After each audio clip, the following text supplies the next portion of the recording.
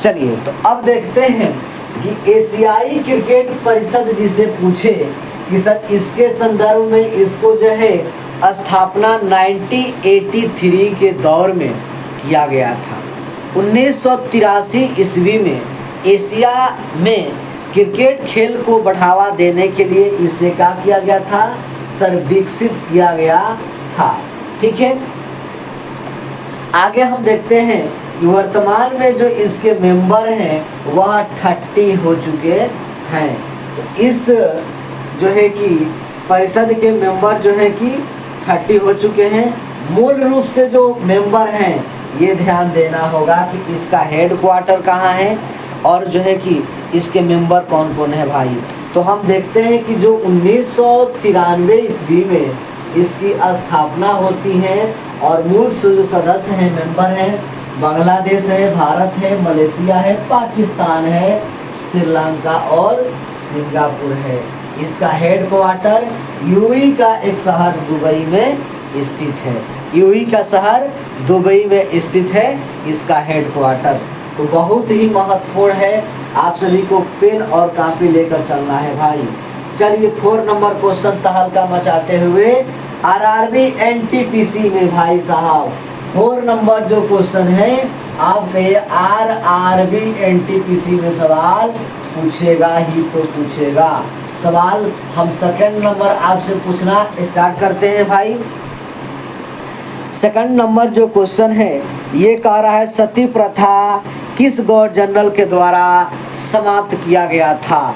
तो सती प्रथा को सवाल बनाया गया है। सती प्रथा को जो सती प्रथा दी थी उसको द एंड किया जाता है, इसे समाप्त किया जाता है। तो किस गवर्नर के द्वारा समाप्त किया जाता है, डंके की चोट पर बताना है। चलिए आइए हम देखते हैं क्वेश्चन नंबर 4 में क्या कहता है। क्वेश्चन नंबर 4 में कहता है कि 2024-25 में भारतीय रेलवे द्वारा कितने लोकोमोटिव जो है कि का उत्पादन किया गया है, यानी कि कितने जो है कि यहाँ पे रेलवे के जो है लोकोमोटिव का उत्पादन किया गया है। तो ऑप्शन बन रहा है 1700, 1876, 1900 या 1681। सीधी बात नो बकवास करते हुए इस पर जब हम अटैक करते हैं तो सवाल दिखता है, क्या दिखता है, किस तरह से दिखता है। तो दिखता है सर 1681 इस जो है कि लोकोमोटिव जो है कि बनाया गया है। ठीक है, चलिए नेक्स्ट क्वेश्चन पर देखते हैं।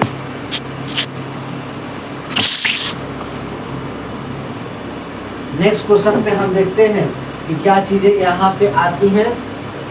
हाँ, सती प्रथा की बात करता है तो जब हम देखते हैं विलियम बेंटिक के द्वारा इसका आंसर क्या हो जाएगा, विलियम बेंटिक के द्वारा क्या किया जाता है। तो सती प्रथा को द एंड करने का कार्य किया जाता है। और किस एक्ट अधिनियम के तहत, ये भी ध्यान देना होगा, 1933 एक्ट अधिनियम के तहत द एंड इसे कर दिया जाता है। ठीक है, आगे देखते हैं भाई। आइए आपको एक चीज बता दें कि लोकोमोटिव का अगर बात पूछे तो सीधी बात आप सभी को बताना होगा कि सर यह इंजन के उत्पादन के लिए कह रहा है। कोचों का उत्पादन रिकॉर्ड बढ़ा दिया गया है 24 और 25 में। ठीक है, कहा जा रहा है कि सर 24 और 25 में 1681 कितना 246 नहीं 1681 जो है कि यह 2024 और 25 में इंजन का जो है कि उत्पादन किया गया, बनाया गया है। देन नेक्स्ट देखते हैं कि सर वहाँ पे देखते हैं कि 7134 कोचों का उत्पादन 2024-25 के दौर में किया गया है। ठीक है, तो कोच हो जाएगा 7134 और जो है इंजन हो जाएंगे 1681। ठीक है, आइए हम देखते हैं जो महत्वपूर्ण श्रृंखला हर आपके एग्जाम्स में पूछे जाते हैं। भारतीय रेलवे में 5 लोकोमोटिव विनिर्माण इकाइयां कार्य करती हैं। चितरंजन लोकोमोटिव वर्क्स ये जो है कहाँ कार्य करती हैं? सर चितरंजन कहाँ है? वेस्ट बंगाल में है। ठीक है, पश्चिम वर्धमान जिले में जो है कि यह स्थित है। और आगे हम बात करते हैं यहाँ पे बनारस लोकोमोटिव, ये दूसरे स्थान पर आ गया ना जनाब, ये दूसरे स्थान पर आ जाता है बनारस लोकोमोटिव वर्क्स। वाराणसी बोले तो उत्तर प्रदेश में, एक पश्चिम बंगाल दूसरा उत्तर प्रदेश। ठीक है, चलिए अब जो है कि तीसरे स्थान पर कहाँ रहा है? पटियाला लोकोमोटिव, पटियाला सर पंजाब में, से पटियाला पंजाब में। और चौथे स्थान पर कौन आ रहा है? Madhepura electric loco factory, Bihar के माधेपुरा जिला में यह स्थित है। ठीक है, चलिए आगे की बात हम थोड़ी सी कर लेते हैं, और वह कर रहे हैं सर कि बिहार के सारण में भी, बिहार के जो है कि एक जिला है सारण प्रमंडल भी आता है, और वहाँ पे लोकोमोटिव का मरहौरा में स्थित है, यानी 5 हम यहाँ पे कर दिए हैं। ठीक है, चलिए अब देखते हैं कि भारतीय रेलवे की यात्री कोच उत्पादन के लिए ये प्रमुख इकाइयों के रूप में जाना जाता है, जाना जाता है।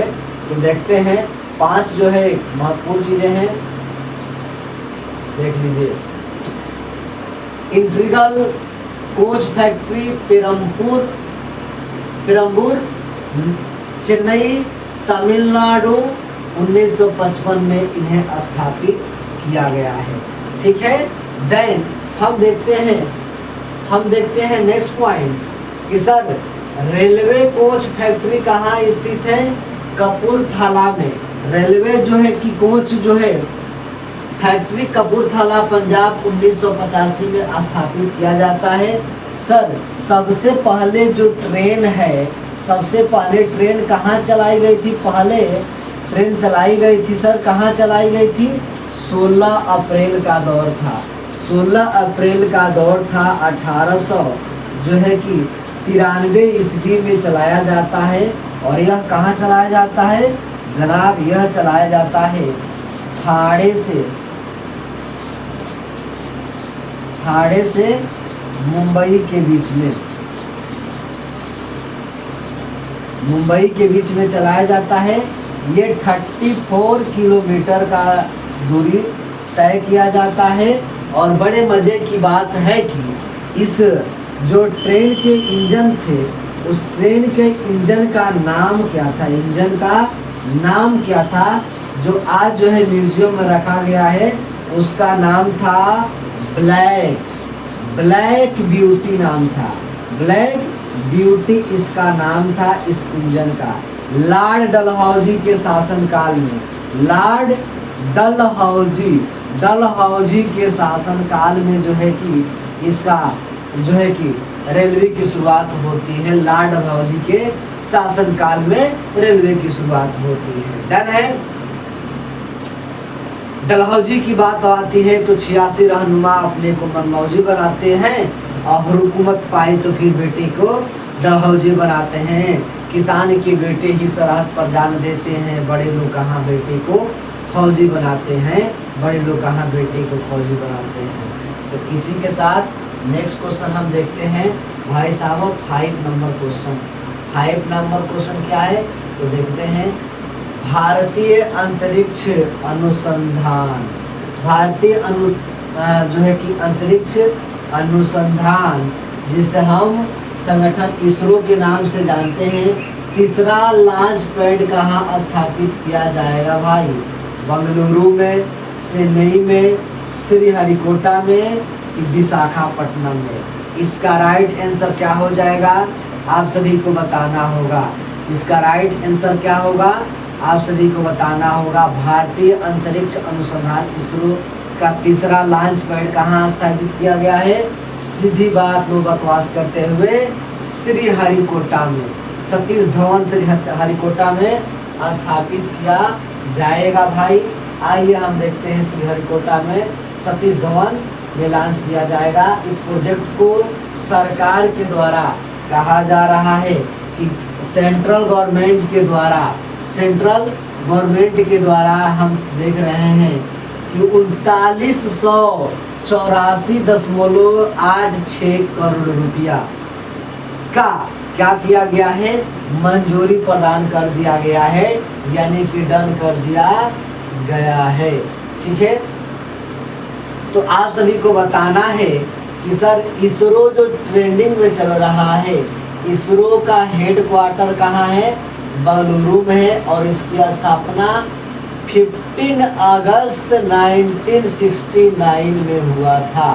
1900 जो है कि 69 में इसकी स्थापना किया गया था। ठीक है, चलिए अब देखते हैं कि मंजूरी मिल चुकी है, तो भाई अगले 4 वर्षों में इसको भी टारगेट को अचीव करना हमारा कर्तव्य बनता है ना। तो 4 वर्षों में इसे पूरा किया जाएगा। इसरो ने नए नेक्स्ट जनरेशन व्हीकल जो है कि जिसे हम NGLV के नाम से जानते हैं, वह काम कर रहा है, जो कि 90 मीटर ऊंचा और 1000 टन वजनी यह होगा। तो इसे भी हमें ध्यान रखना होगा।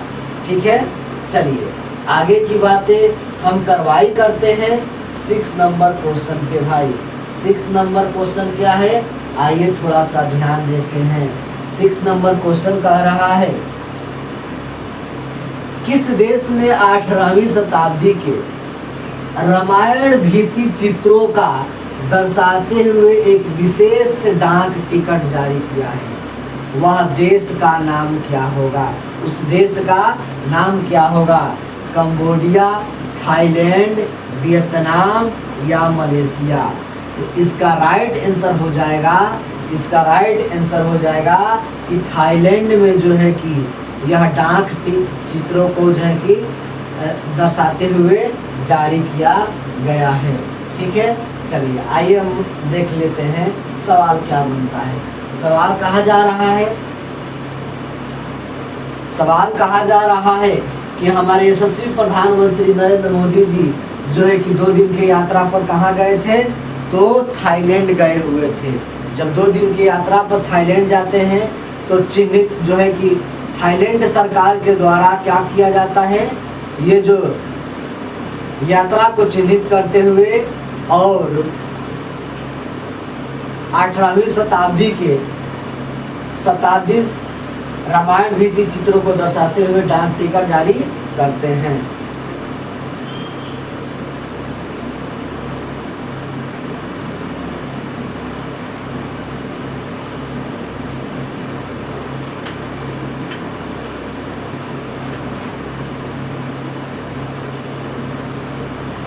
ठीक है, चलिए आगे बढ़ते हैं भाई क्रमबद्ध तरीके से। तो देखिए आगे बढ़ने से हमने ये देखा कि यहाँ पे प्रधानमंत्री नरेंद्र मोदी जी और थाईलैंड के प्रधानमंत्री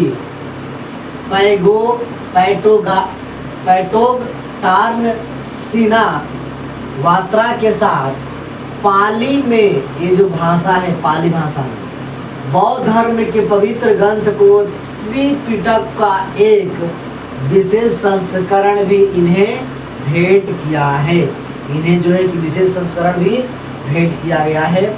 इसके अलावा क्या बताई जा रही है कि सर भारत और थाईलैंड सूचना प्रौद्योगिकी की बात करें,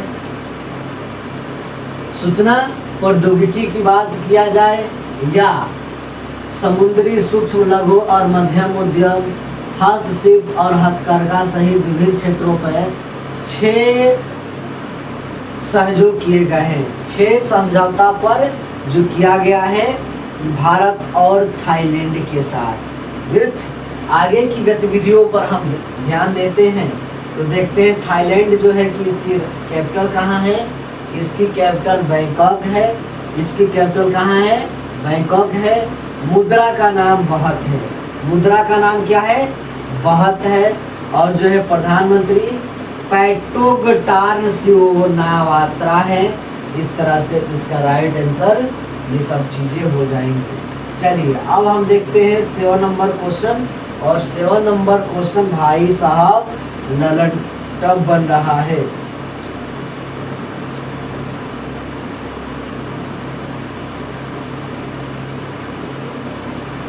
आइए देखते हैं 7 नंबर क्वेश्चन क्या कहता है। सवाल है कि नई दिल्ली में यात्रियों की सुविधा के लिए पार्ड होटल स्थापित किसने शुरू किया है? रेलवे सुरक्षा बल ने, कंटेनर कॉरपोरेशन ऑफ इंडिया के द्वारा, दिल्ली मेट्रो रेल निगम या रेल विकास निगम लिमिटेड।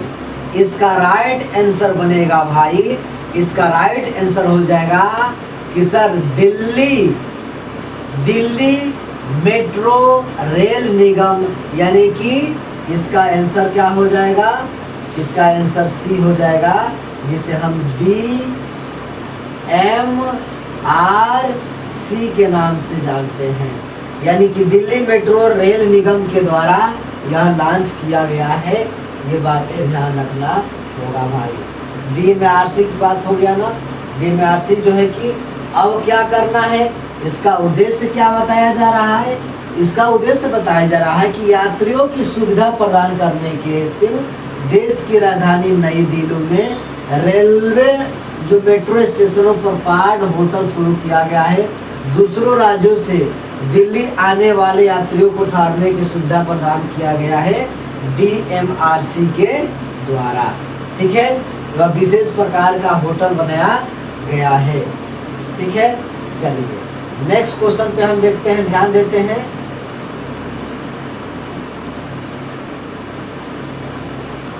एट नंबर क्वेश्चन पे हम ध्यान देते हैं भाई। क्या मिलता है कि जीरकोन हाइपरसोनिक मिसाइल को भाई किस देश के द्वारा लॉन्च किया गया है? किस देश के द्वारा लॉन्च किया गया है? तो यह ऑप्शन दे रहा है अमेरिका, फ्रांस, रूस या जर्मनी। तो डंके की चोट पर बताना है कि इसका राइट आंसर क्या हो जाएगा? तो रूस हो जाएगा। इसका राइट आंसर क्या हो जाएगा? रूस हो जाएगा। ठीक है, चलिए एक सवाल और है कि कर्मचारियों की नियुक्ति के लिए प्रतियोगी परीक्षा जो है कि आधार बनाया गया वह किस अधिनियम के द्वारा आता है? ठीक है, कि कर्मचारियों को नियुक्त करने के लिए नियुक्ति की बात करती है, तो यह अधिनियम किसके द्वारा आया था? ये आप सभी को कमेंट करके जब बताना होता है। तो सिविल सेवकों की बात किया जाए तो यह दौर जो चल रहा था 1853 एक्ट बोले अधिनियम का दौर ये चल रहा था। तो हम देख रहे हैं कि रसिया के द्वारा, यहाँ पे देखते हैं तो रूस के द्वारा जो है कि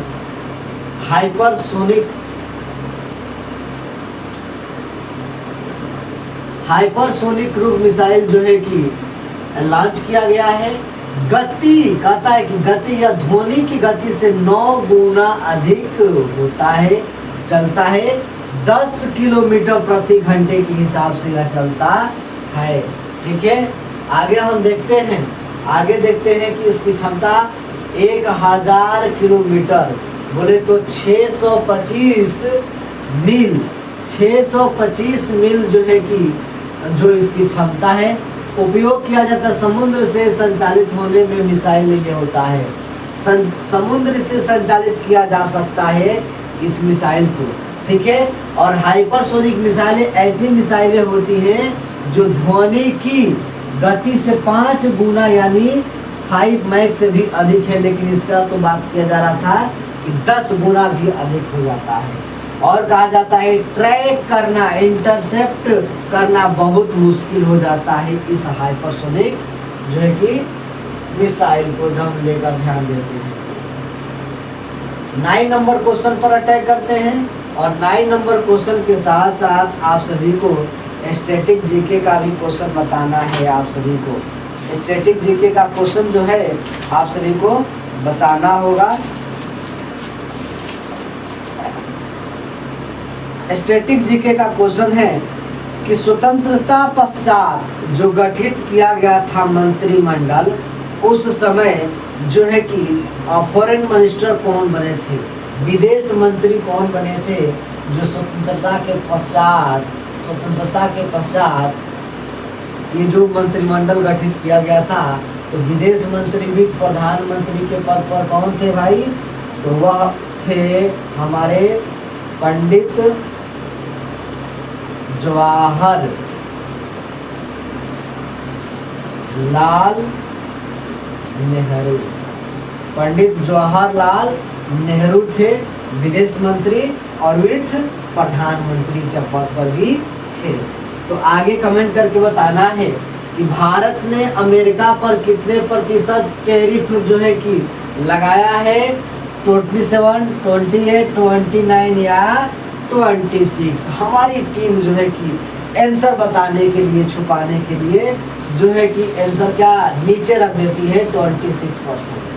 ठीक है, अब हम देखते हैं कि 2 अप्रैल से जो है कि अमेरिका ने यह कहा है कि 2 अप्रैल को भारत ने पर अमार करना 26% का टैरिफ लगाने का कार्य करते हैं, लेकिन यह लगाते हैं कब, 4 अप्रैल को लगाते हैं, 4 अप्रैल को लगाते हैं। ठीक है, जिसमें सीमा शुल्क भी कहा जाता है, एक प्रकार का कर है जो किसी देश द्वारा अन्य देशों पर लगाया जाता है। लेकिन इससे जब सुर्खियों में बनती न्यूज आती है कि भारत नहीं, इस अमेरिका को बहुत नुकसान हुआ है, इस पे जो है कि बहुत ज़्यादा नुकसान देखा गया है। ठीक है, आइए हम देखते हैं कि विभिन्न देशों पर इनके द्वारा टैरिफ जो लगाया गया है, कितने लगाया गया है।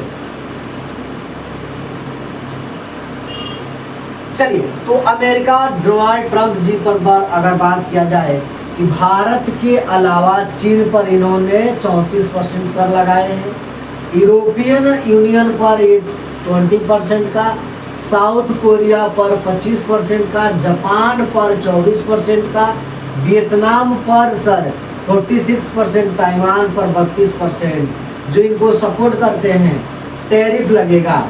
ठीक है, और कहा जा रहा है कि यह रेसिप्रोकल टैरिफ 9 अप्रैल को रात 12 बजे से क्या हो जाएगा, ये लागू हो जाएगा। और लगाए गए थे कब, 4 अप्रैल को लगाए गए थे, ये 4 अप्रैल को लगाए गए थे। तो 9 अप्रैल से यह 12 बजे रात्रि से लागू भी हो जाएगा। चलिए 12 नंबर क्वेश्चन पे हम देखते हैं,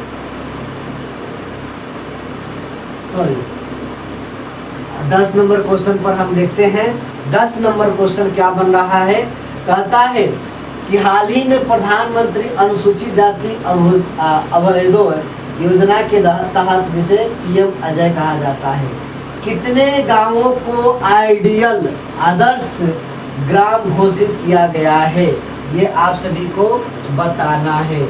ये आप सभी को बताना है कि कितने जो है कि गांवों को घोषित किया गया है, 5991, 3991, 7991 या 4991। तो डंके की चोट पर हम देखेंगे कि सर इसका आंसर देखने को मिल रहा है कि मोदी जी के द्वारा 4991 जो है कि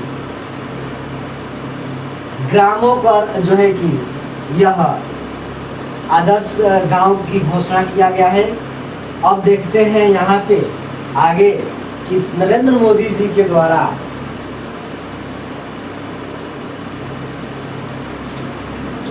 सांसद ग्राम आदर्श योजना की जो शुरुआत हुआ था वर्ष 2021-22 में इसका शुरुआत हुआ था कि अनुसूचित जाति अभ्युदय योजना का जो शुरुआत हुआ था 21-22 में हुआ था, जिसे हम PMJ के नाम से जानते हैं। आप सभी को बताना है कि स्वतंत्रता का पश्चात अंतिम मंत्रिमंडल में आप सभी को देख लेना है कि सर जो है कि सूचना और प्रसारण मंत्री कौन थे, प्रसारण मंत्री कौन थे, तो सरदार पटेल जी थे। कौन थे, सरदार वल्लभ भाई पटेल थे। ठीक है, सरदार वल्लभ भाई पटेल थे। और उसके साथ साथ जो है कि क्या थे, वह गृह मंत्री भी थे। तो लिखना है सर होम मिनिस्टर भी थे, होम मिनिस्टर भी थे, इसे राइट डाउन कर लेना है। ठीक है, डंके की चोट पर। और डॉक्टर भीमराव अंबेडकर विधि मंत्री हैं, ये भी रख लीजिएगा। डॉक्टर भीमराव अंबेडकर विधि मंत्री थे और राजेंद्र प्रसाद खाद्य एवं कृषि मंत्री थे। राजेंद्र प्रसाद खाद्य और कृषि मंत्री के रूप में थे।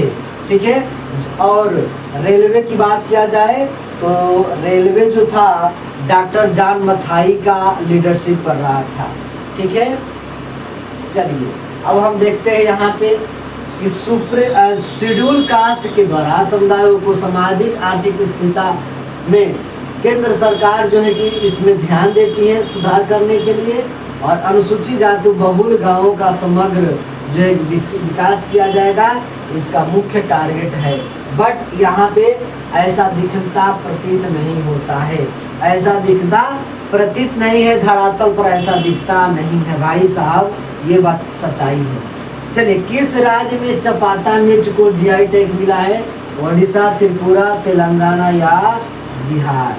इस जो है कि किस जो है कि राज्य को चपाता जो है कि मिर्चा का जीआई टैग मिला है, आप सभी को कमेंट करके बताना है। तो आंसर क्या हो जाएगा? तेलंगाना हो जाएगा।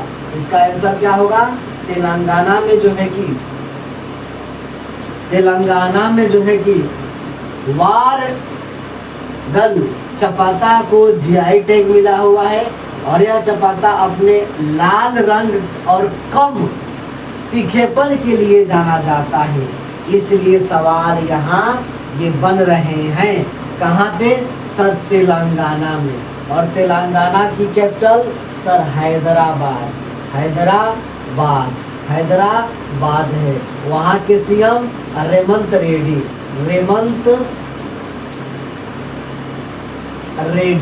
रेवंत रेड्डी यहाँ के सीएम हैं। विधानसभा की सीटें 119 है।